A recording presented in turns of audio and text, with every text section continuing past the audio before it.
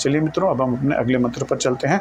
ऋग्वेद के प्रथम मंडल के 5वें सूक्त का जो 8वां मंत्र है, चलिए देखते हैं वो क्या कहता है। यह मंत्र कहता है, त्वाम स्तोमा अभिवृंधन्त्वा मुक्ता शतक्रतो त्वाम वर्धन्तु नो गिरः। चलिए मित्रों, अब हम इसको एक एक करके समझते हैं। त्वाम स्तोमा अर्थात तुम्हारी स्तुति, तुम्हारी प्रशंसा। अभिवर्धन्त्वा मुक्ता, इसका अर्थ क्या है? गाने से यानी कि मंत्रों से तुम्हारी वृद्धि हो। ठीक है। शतक्रतो, शतक्रतो का अर्थ है 100 कर्मों को करने वाला। मित्रों 100 कर्म अर्थात 100 यज्ञ कर्म करने वाला। ठीक है। त्वाम वर्धन्तु अर्थात तुम्हारी वृद्धि हो। नो गिरह अर्थात हमारी स्तुति से। चलिए मित्रों, अब हम इस मंत्र के अर्थ को समझने की कोशिश करते हैं। इस मंत्र में ऋषि सोमरस के लिए कह रहे हैं कि हम तुम्हारी प्रशंसा में गीत गाते हैं, अर्थात हम तुम्हारी प्रशंसा में मंत्र गा रहे हैं। तुम्हारी वृद्धि हो और तुम हमें 100 यज्ञ करने की शक्ति दो।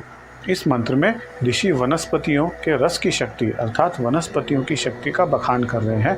वह कह रहे हैं कि इन वनस्पतियों की शक्ति से हमारी इंद्रियों को शक्ति मिले, बहुत शक्ति मिले, और हम 100 यज्ञ कर्म करें, अर्थात हम बहुत सारे समाज कल्याण के कार्य करें। हमें इतनी शक्ति मिले कि हम बहुत सारे कार्य कर सकें समाज कल्याण के लिए। ठीक है। इसके बाद ऋषि कह रहे हैं कि हमारी स्तुति से तुम्हारी वृद्धि हो, अर्थात हम तुम्हारी स्तुति गा रहे हैं, हम तुम्हारे लिए मंत्र गा रहे हैं, इससे तुम्हारी वृद्धि हो। किसकी? सोमरस की अर्थात वनस्पतियों की। मित्रों इसके 2 अर्थ निकलते हैं। एक तो ये कि जितना इस धरती पर जो है ये वनस्पतियां बढ़ें, यानी कि खेतीबाड़ी बढ़े, हम वनस्पतियों को ज़्यादा उगाएं। दूसरा इसका अर्थ ये भी हो सकता है कि समाज में मनुष्य ज़्यादा वनस्पतियों के ऊपर निर्भर हो, ना कि मांस मच्छी खाने के। यहाँ ऋषि ये कह रहे हैं कि मनुष्य वनस्पतियों को खाए, ना कि मांस मच्छी को खाए।